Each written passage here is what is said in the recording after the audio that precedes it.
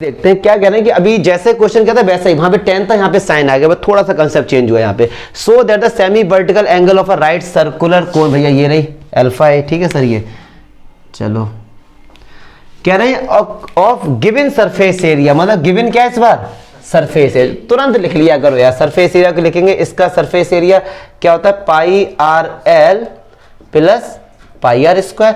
अच्छा एक चीज और, सरफेस एरिया बोला, दिमाग में आ गया सर टीएसएल है या फिर सीएसएल है, तो जब कुछ नहीं बोला जाता बाय डिफॉल्ट टीएसएल लेते हैं, ठीक है, टोटल सरफेस एरिया ये गिवन है। और किसको मैक्सिमम दिखाना है, वॉल्यूम को। ऑब्जेक्टिव फंक्शन क्या है हमारे पास, वॉल्यूम 1/3 पाई आर। अब थोड़ा सा मतलब समझा देते हैं मेरा, क्योंकि मेरी जो ड्यूटी है वो ये है कि मैं दोनों चीजें समझा, सॉल्यूशन भी और क्वेश्चन का मीनिंग भी। क्वेश्चन ये कह रहा है भैया कौन है, इसका सरफेस एरिया गिवन है, मतलब आपके पास हमने इतना कागज दे दिया, मान लो इतना सरफेस एरिया का, मतलब आपको मटेरियल दे दिया, ये फिक्स है। अब आप इससे कम ज्यादा नहीं करेंगे, ठीक है। मैंने आपको भैया वो मटेरियल दे दिया, फिर कहा कि ऐसी कौन बनाओ जिसका वॉल्यूम सब अधिक से अधिक हो, क्योंकि हर कोई चाहेगा कम मटेरियल में बड़े से बड़ा जाए। तो जिस कोन का वॉल्यूम सबसे अधिक होगा तो उसका जो ये एंगल है ना, सेमी वर्टिकल एंगल, वो ये होगा, तभी ऐसा होगा। चलो भैया अब सेम प्रॉब्लम भैया आ रही है हमारे पास, किसके रेस्पेक्ट में हम लोग करेंगे, तो चलो देखते हैं कैसे।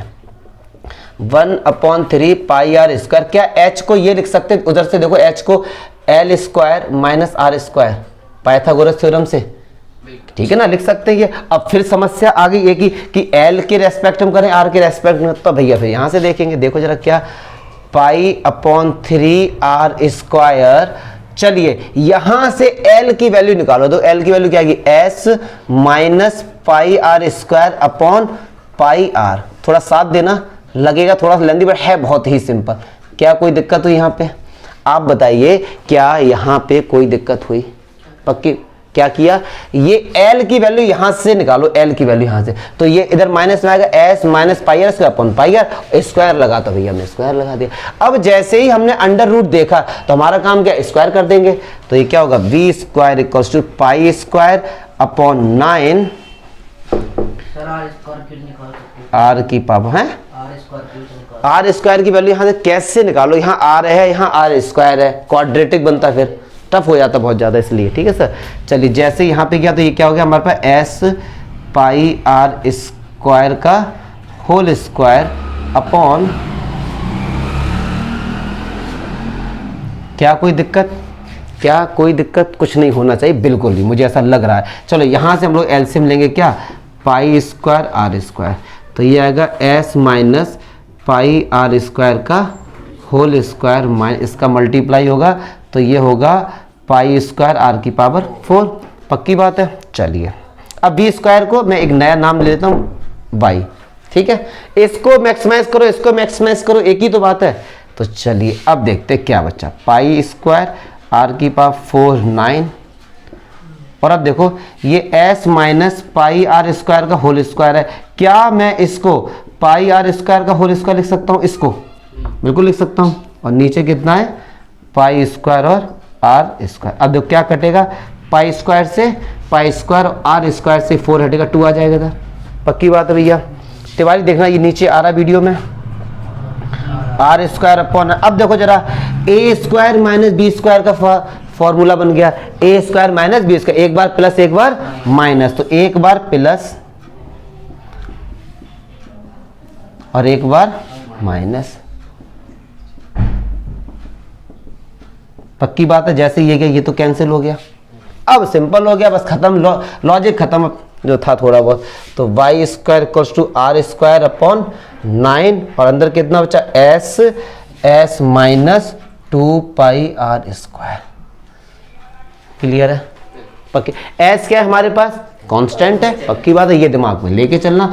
अब कायदे में मैं चलो इसका मल्टीप्लाई करता हूँ, फिर करूंगा डिफरेंशिएशन। तो ये इसका मल्टीप्लाई करेंगे तो S square R square upon 9 minus इसका होगा मल्टीप्लाई अंदर आर स्क्वायर का, तो 2 पाई आर की पावर 4 एस अपॉन 9।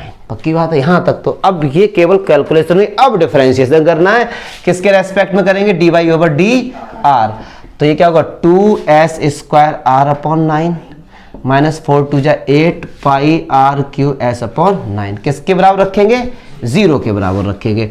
तो 2s² r/9 equals to 8 pi r³s/9। एक बात सुनो, r के रेस्पेक्ट में होगा तो टारगेट हमारा ये है कि हम r को अलग निकाल लें, बात खत्म।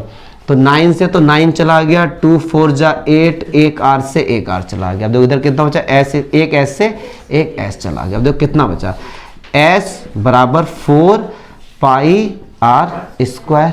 मुझे नहीं लगता यहाँ तक कोई डाउट होगा। तो ये कितना आएगा, s/4 पाई अंडर रूट में r निकल के आ गया। क्या कोई डाउट हुआ? पक्की बात है। अब करेंगे सुनो, बट हमको ये दिखाना भी तो है मैक्सिमम। तो ये अब देखो d²y/dr² का डिफरेंशिएशन करना और r की जगह s/4 पाई करोगे तो पक्की बात है इसकी वैल्यू 0 से कम ही आएगी, क्योंकि देखो कि जब करेंगे ना तो नेगेटिव वाला बड़ा होगा, 0 से कम आएगा। ये थोड़ा बहुत दिखा देना या अगली लाइन में लिख दो, टीचर समझ जाएगा। क्योंकि हमको तो क्या दिखाना है, मैक्सिमाइज दिखाना है। तो हम क्या बोलेंगे कि r equals to s/4 pi is a point of maxima. पक्की बात है। अच्छा, ये कोई बच्चा ऐसा नहीं रहे कि सर आप तो हमारा काट रहे हो कि आपने डिफरेंशिएशन किया नहीं, और ये देखो पहले तो पक्की बात है आएगा जरूर, क्योंकि प्रूफ करना है। तो यार एक बार डिफरेंशिएशन करना, ये तो 1 हो जाएगा, इसका 3r² हो जाएगा। ये वैल्यू रख के दिखाना नहीं है हमको, मतलब होता है साइन से, केवल साइन से मतलब होता है। तो ये वैल्यू क्या 0 से कम आ जाए, ये पॉइंट ऑफ क्या हो गया, मैक्सिमा। बट हमको तो दिखाना तो ये है ना। चलो देख कैसे, स्क्वायर करो, यहाँ का स्क्वायर करो, स्क्वायर करो, स्क्वायर करो, स्क्वायर करो, और मैं डायरेक्ट करता हूं। तो s बराबर क्या होगा, 4 पाई r² करके देख लो, स्क्वायर किया, ठीक है। और s की वैल्यू क्या हमारे पास, ये रही pi rl plus pi r² equals to 4 pi r²। तो देखो पाई rl ये हो जाएगा, तो ये क्या होगा 3 पाई r²। देखो पाई से एक पाई चला गया, एक r से एक r चला गया। तो एक बात सुनो, क्या r ये इधर आएगा, r/l कितना आ गया, 1/3। देखना जरा, देखो मैं एक बार, ये l इधर गया, हाँ ठीक है, r/l कितना आ गया। अच्छा, r/l को क्या साइन अल्फा लिख सकते हैं? देखो पूछो कैसे, साइन अल्फा और क्या था, p/h। तो p/h वही तो है r/l। तो अल्फा कितना आ गया,